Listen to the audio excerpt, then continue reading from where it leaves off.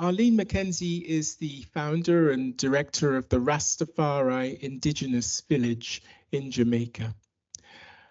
Arlene, would you like to share with us some considered thoughts on what we've heard?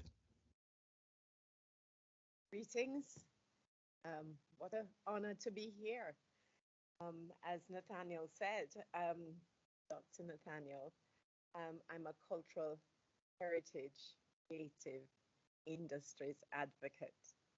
I've been working at creating the Rastafari Indigenous Village for the past 17 years. This seems to be a response to everything that I've been hearing since being here. I would like to thank Doreen Morrison for contextualizing our experience of post-slavery, slavery, and the religious movement, and the people from the cockpit country who made, who spoke very clearly about what it is that's needed. And I don't want us to think that they're asking for the monarchy or they're asking for a reintroduction of the British government. What people are outlining and speaking from the heart is that these are the things that we need to take us from where we are to the next step. The presentation from the university also highlighted what is needed, what we need to take us to the next step. And why I think this is so important is that at the Rastafari Indigenous Village, let me explain a little bit about what that is.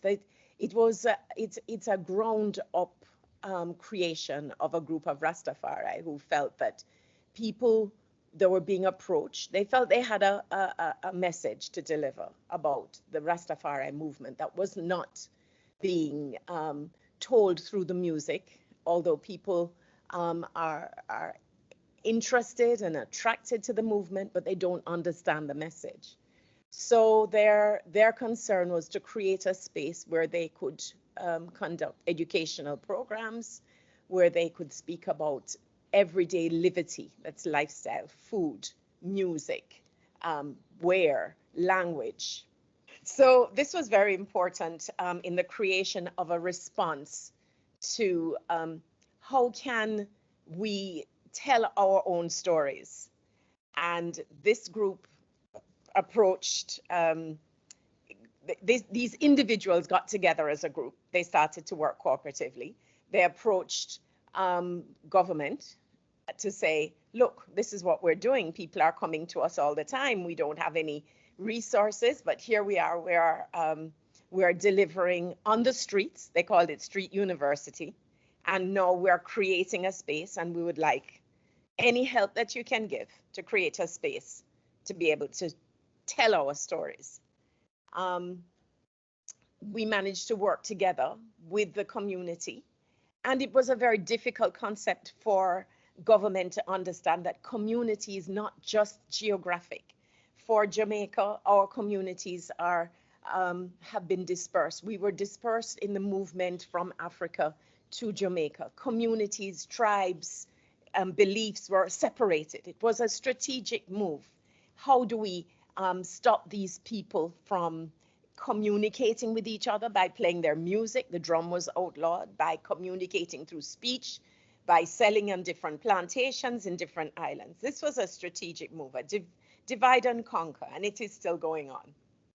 So the villagers, the community of Rastafari across the island got together and said, listen, let's do this. Let's open our doors. Let's talk about the herbs. Let's talk about our food, our liberty, our beliefs, and speak as much as possible.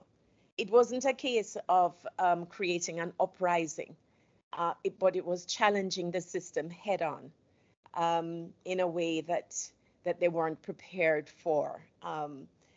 People from outside were interested, and children, our own children in the schools then became interested because of the things that that the reparations department from the university is talking about, that Gabrielle is talking about, which is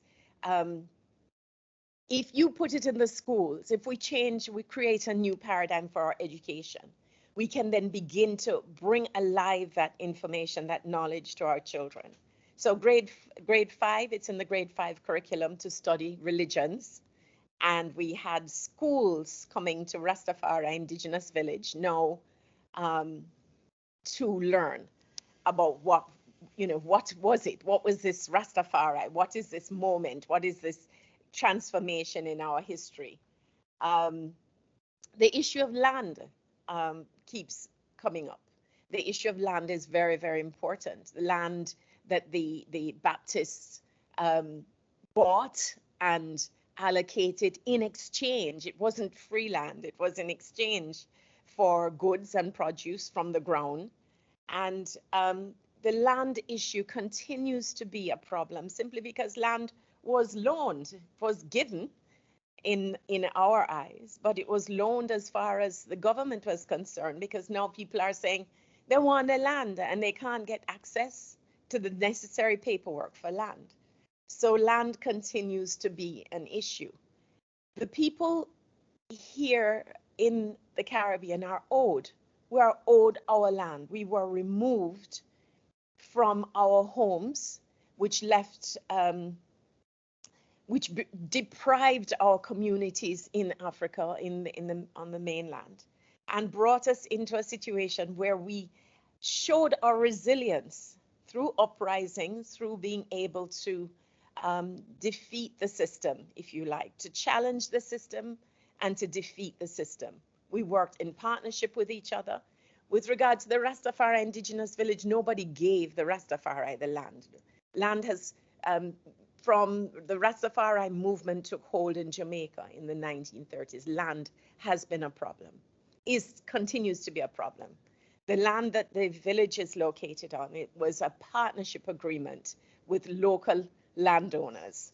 So this is a very innovative way of doing things.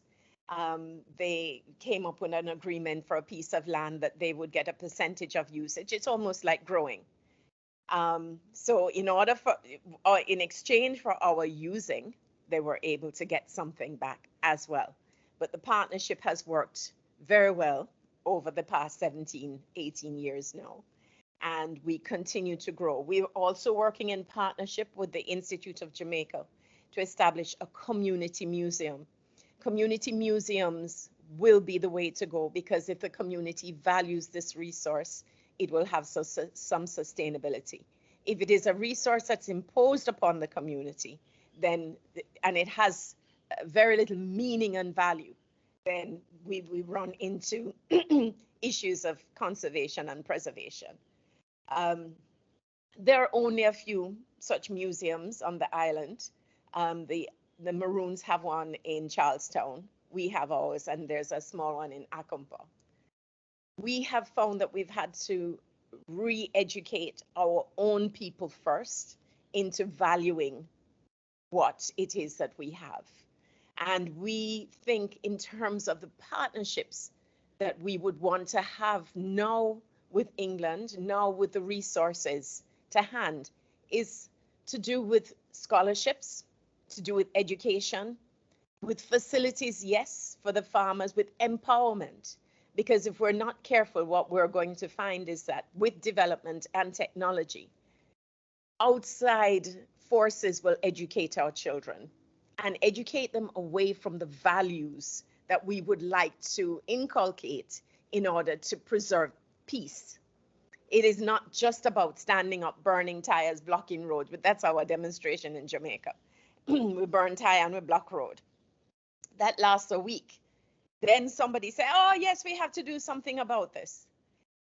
However, it is not sustainable. What is sustainable is to change the paradigm that we have, to change the educational structure, which has been strategic from the UK, from England. It is Victorian. It continues in our school system today with overcrowded classrooms. We have to educate our teachers as to how to to ensure that we get an active and engaging curriculum. These are the issues that I want to just identify, that they weren't, although it sounds as though we were asking for help, we're asking for the foundation, the partnerships, the resources to be able to put in place what we already know. The people of the Alps have formed themselves into the CDC, which is the Community Development Committee. There are several, the Sisters Group, and there's also the South Trelawney Environmental Protection Agency.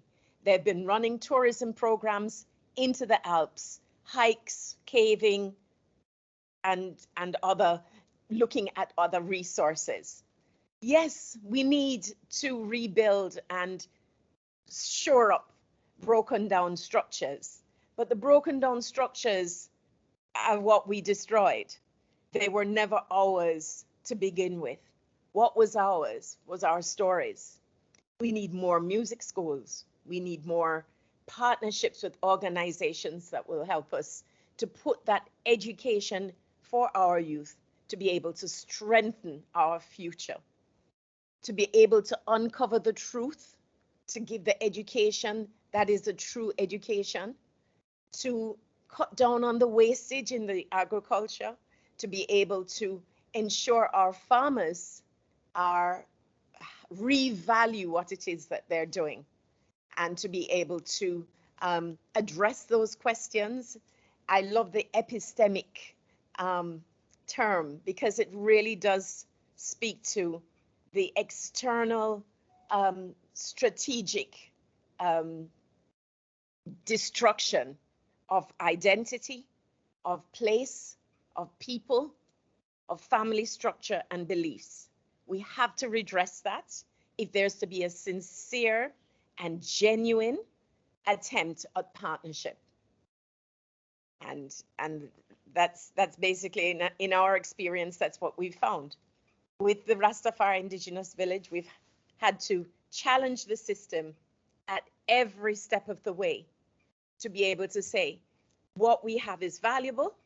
What we have is, we have to sit at the table, and we have to ensure that we go out and we speak the language of our oppressors to be able to get what it is that we need, that we know that we need to be put in place. So thank you, Dr. Nathaniel, and thank you for the people from the Alps, the university, for speaking out loud and to being able to create the framework and to the access, the pathways, if you like, for us to move forward. Thank you. Thank you very much, Arlene.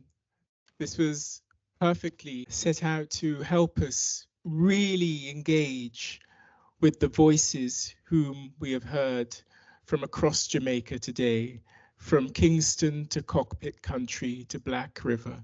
Thank you. I greatly appreciate this.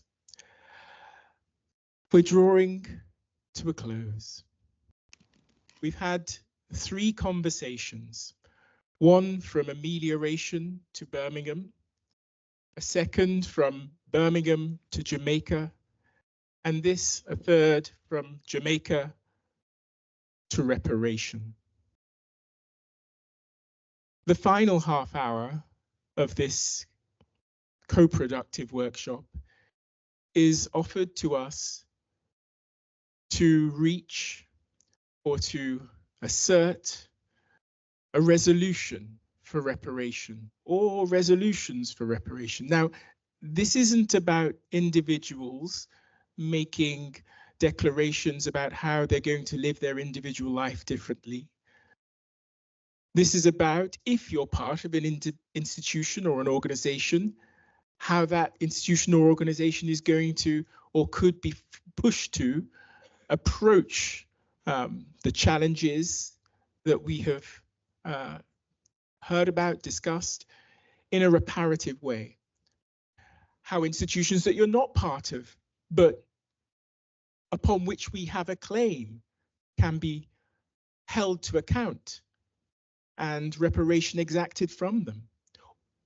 How new partnerships that you have that have blossomed or at least ignited during the course of today can be key facilitators of such reparative actions. Now, there may be a number of different ideas that are in the room at this moment, and I invite you to think about whether you'd like to voice them in this moment. But I understand that there is at least one reparative idea for action from the Birmingham Race Impact Group. Might I invite Siobhan Harper-Nunes to share with us this idea? Thank you, Nathaniel, and thank you so much for hosting this amazing day today. I am Siobhan Harper-Nunes, Vice Chair of Birmingham Race Impact Group. I'm also on the board of an organisation recently established. It's been about 12 months in the making, called Repair and Repay. And one of the things that came out for me today is that you have put together a collection of some amazing academics, some the activists in this room. The history, the culture, the reach in this room alone is phenomenal. So without any further ado, my statement and my ask and my suggestion is that one of the things that we have been lacking all these years, 200 years, is that statement of apology. And for me, working as Brig, and our job is to hold the institutions of this city to account. One of the things I want to take forward, and we want to take forward, is the request, not the request, the demand, the statement. Sorry, I'm going back to how you said, am I worthy? I am worthy, and I want an apology. We are worthy, and we want an open, outspoken apology to all the institutions of this city. That's number one. The second is, sitting here as an educated woman, I have a first degree, a master's degree, I did racial social policy. I don't know my history like I do now. And what today has done has given me an appetite to learn more. So thank you to everyone in this room for that. So my second ask, not ask, demand is that every single child in this city has access to that information. Whether it be at primary level, at secondary level, we deserve to know our history. We demand to know our history. And it's not just the history of the Black communities, it's all of our histories. So that's the second demand. The third is to begin from today, with all of us here today, with conversations about reparation. I got uncomfortable towards the end when the communities were asking for help. And it kind of didn't sit well with how I felt at the beginning of the program, that we are asking, we're still, can you please give it? So I want to say again that we start demanding reparation. The conversations have been going on for decades. I know Robert's not in the room here, but he's been part of the analysis of understanding exactly what this figure looks like. The work's been done. So it's time that we stop going, oh, well, yeah, it's really nice, 100 million, but you owe us actually 100 trillion, that we start demanding the reparations from the organisations and institutions such as Birmingham University that have profited on the backs of the pain, the death and the suffering of our ancestors. Thank you.